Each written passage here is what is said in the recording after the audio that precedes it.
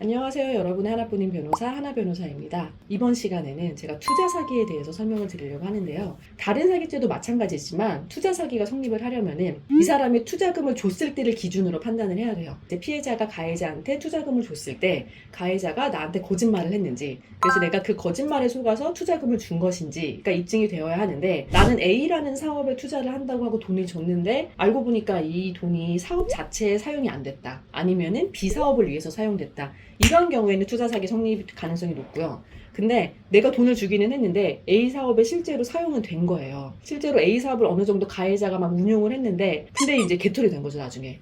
이런 경우에는 이제 사실 수사 단계나 재판 단계에서 엄청 많이 다투어지고 변론 방향을 잘 수립하지 않으면은 억울해도 무죄가 나는 경우가 많아요. 내가 처음에 가해자 입장에서 변명은 그거거든요. 내가 돈을 받을 때를 기준으로 해서는 나는 거짓말한 게 없었고 사기를 치려는 고의도 없었어요, 이러한 주장을 하기 때문에 이 투자 사기의 경우에는 유죄를 인정시키려면은 조금 더 치밀하고 그리고 준비된 변론이 필요하기는 해요. 이전에는 투자 사기 많았던 게 뭐였냐면은 부동산 관련한 게 좀 많았거든요. 요즘에 제일 많이 발생하는 투자 사기는 코인이 많죠, 코인.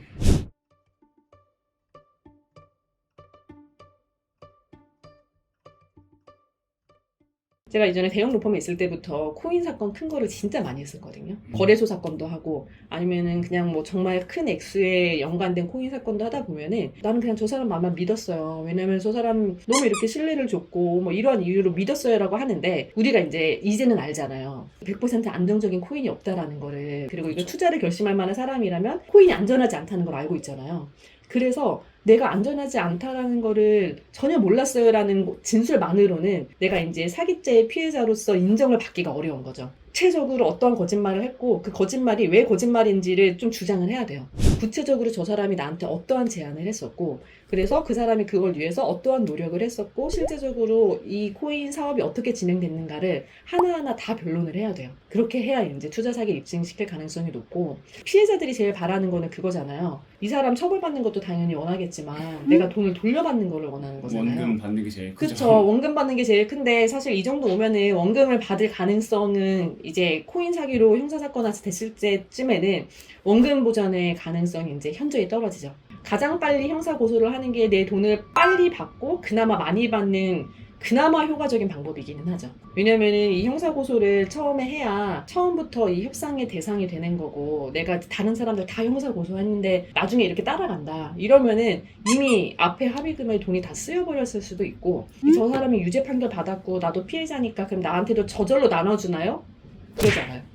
그냥 일반적으로 이렇게 코인 터져버리고 이런 사건의 경우에는 그냥 뭐 나 몰라라 하고서는 다 터져버리는 경우가 많기 때문에 민사상으로 뭘 기대하기가 어렵고, 형사상으로 내가 피해자로서 그 합의 테이블에 협상 테이블에 앉아야 되는데 가만히 있으면은 누구도 알아서 해주지는 않아요. 그러면 이 형사고소랑 민사소송 중에 뭐가 더 실효성이 있느냐? 민사는 별로 실효성이 없어요.